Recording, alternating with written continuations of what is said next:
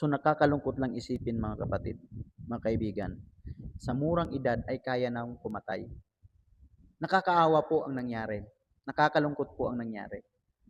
Halos tatlo po ang patay dito. Kapwa niya po estudyante ang namatay. Pinagbabaril po ng dalawang suspect. Alam po natin mga kapatid, mga kaibigan, na kung saan ay hindi natin inaasahan ang mga pangyayari. Na sa murang edad ay kaya nang pumatay. Grade 9 daw po ang bumaril. Dalawang suspect. So hindi ba kayo nagtataka mga kapatid, mga kaibigan, sa mga nangyayari po sa atin ngayon, dito sa mundo? Ang mga tao ay pasama ng pasama. Ang tao ay kaya ng pumatay pabata ng pabata. Nakakalungkot isipin sa pamilyang ito ang kanilang mga magulang, maraming pangarap sa kanilang mga anak. Ang dahilan daw po dito mga kapatid, mga kaibigan, ay ang pambubuli.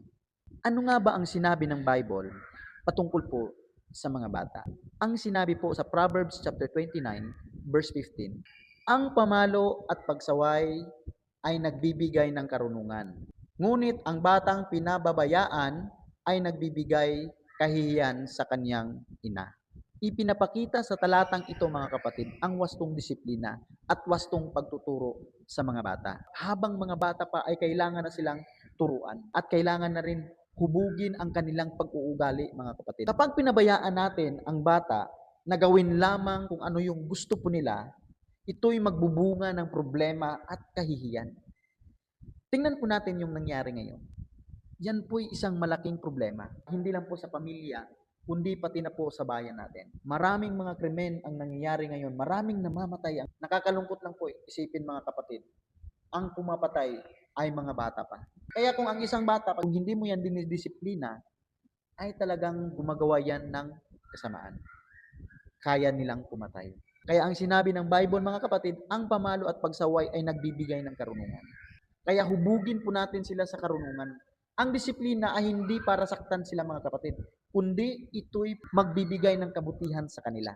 Ito din po ang sabi sa Proverbs 22:6, turuan mo ang bata sa daan na dapat niyang lakaran, at paglaki niya ay hindi niya ito lilimutin. Habang bata pa ang ating mga anak, ay turuan natin sila kung ano yung dapat nilang gawin, kung ano yung dapat nilang lakaran. Pag lumaki na po yung mga bata po natin, yung mga anak po, ay hindi nila makakalimutan kung ano yung tinuro ng kanilang mga magulang. So ano dapat ang ituro natin sa kanila mga kapatid upang hindi nila makakalimutan? Ito po ang sabi ng Bible sa Ephesians chapter 6, verse 4, at kayong mga ama, huwag ninyong ipagalit ang inyong mga anak, kundi palakihin ninyo sila sa disiplina at paalala ng Panginoon.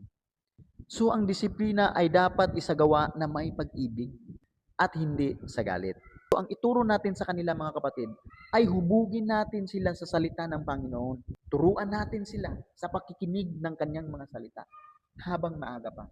Turuan natin sila kung ano yung dapat nating ituro na naaayon sa salita ng ating Panginoong Hesukristo. Ang salita ng Diyos ay siyang nagbibigay daan ng tapat sa mga bata.